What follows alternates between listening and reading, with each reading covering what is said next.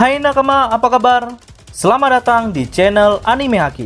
Pada video kali ini kami akan membahas spoiler lengkap One Piece Chapter 1111 yang akan memperlihatkan bagaimana robot raksasa kuno kini telah bangkit. Oke, tanpa berlama-lama lagi, mari kita bahas bersama-sama.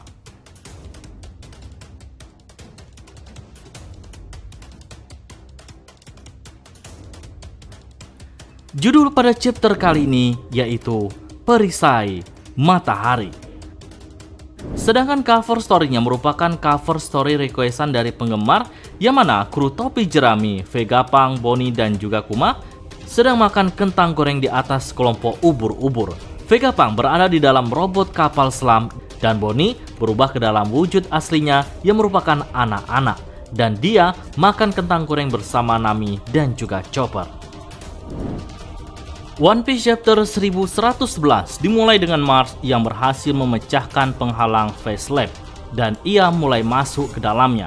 Tak jauh dari lokasi itu, kita diperlihatkan pertarungan antara Zoro versus Lucci telah selesai. Lucci tidak bisa bergerak setelah mendapatkan serangan telak dari Zoro, tetapi dia menolak untuk jatuh. Lalu Jinbei menggunakan teknik karate manusia ikan dengan jurus barunya untuk memastikan Lucci benar-benar tumbang dan tidak kembali membuat masalah. Kemudian Jinbei membawa Zoro bersamanya untuk bertemu dengan kru yang lainnya yang sudah bersiap untuk berangkat menggunakan kapal Sunny. Lalu di bekas tempat pertarungan Lucci versus Zoro, Mars tiba di hadapan Lucci yang saat ini sedang terbaring lemas dan berubah ke dalam wujud manusianya.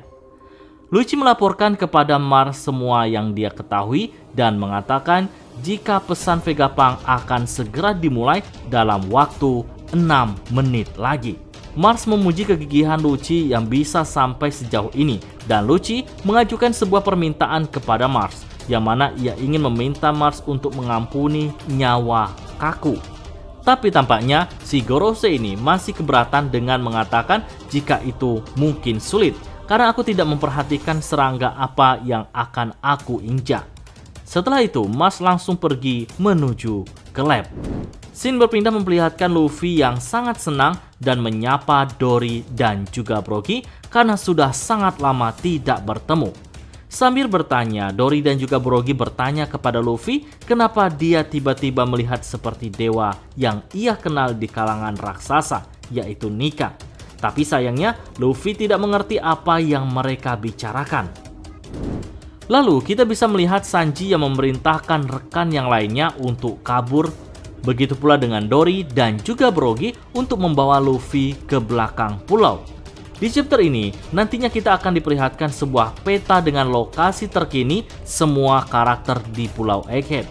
Semua kelompok sedang menuju ke arah kapal bajak laut raksasa.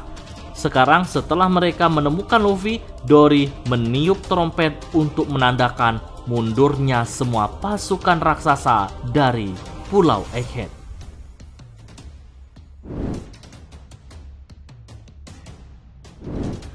Saat ini misi semua kru bajak laut Mugiwara dan bajak laut raksasa adalah kabur meninggalkan Pulau Egghead dan bukan bertarung.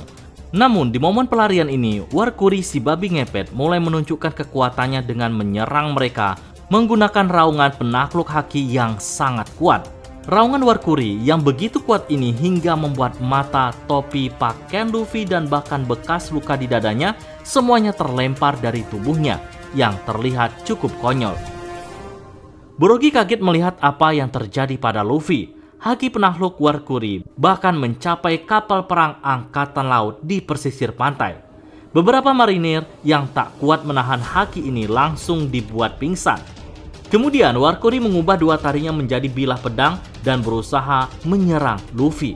Tapi Dory dan juga Brogy menggunakan senjatanya untuk memblokir serangan Warkuri yang dikenal sebagai perisai legendaris dalam mitologi Nordik yang berdiri di depan matahari, melindungi dunia dari panasnya. Kemudian Dory dan juga Brogy menggunakan serangan Skilljah bersama-sama untuk mendorong Warkuri mundur. Sartunus menyerang Dory dan juga Brogy dengan meludahkan bola ledakan racun ke arah mereka.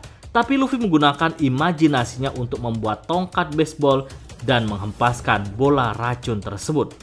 Bola racun menyebabkan ledakan yang besar yang mengenai Saturnus, Valkyrie, dan juga Jupiter.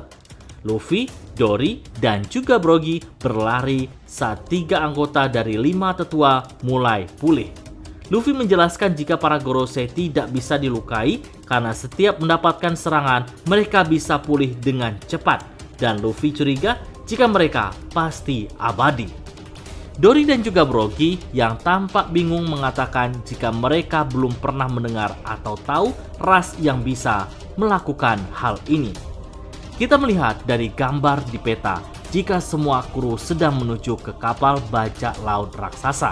Yang paling duluan sampai adalah kelompok Bonnie, yang mana mereka di beberapa chapter lalu diselamatkan oleh para raksasa dan dibawa ke kapal.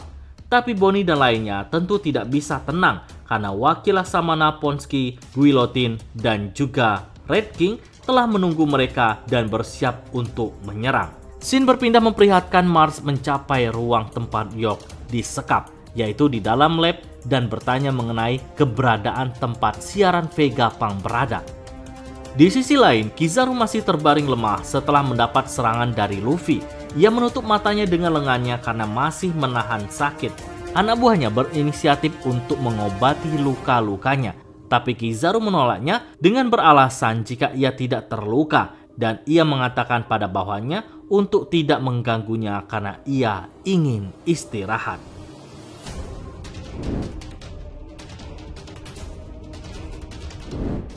Di akhir chapter, Angkatan Laut melihat ada sesuatu yang aneh dan melaporkan jika ada yang muncul di wilayah pantai barat laut Pulau Egghead. Dan kita melihat robot raksasa kuno berdiri di tengah pulau yang dikelilingi oleh api. Tubuhnya terlihat jauh lebih besar dari para raksasa. Dan robot kuno itu berkata dengan suara yang lantang dengan sebuah perkataan, "Maafkan aku, Joy Boy." Oke, itulah spoiler kali ini. Nantikan pembahasan menarik lainnya pada video selanjutnya.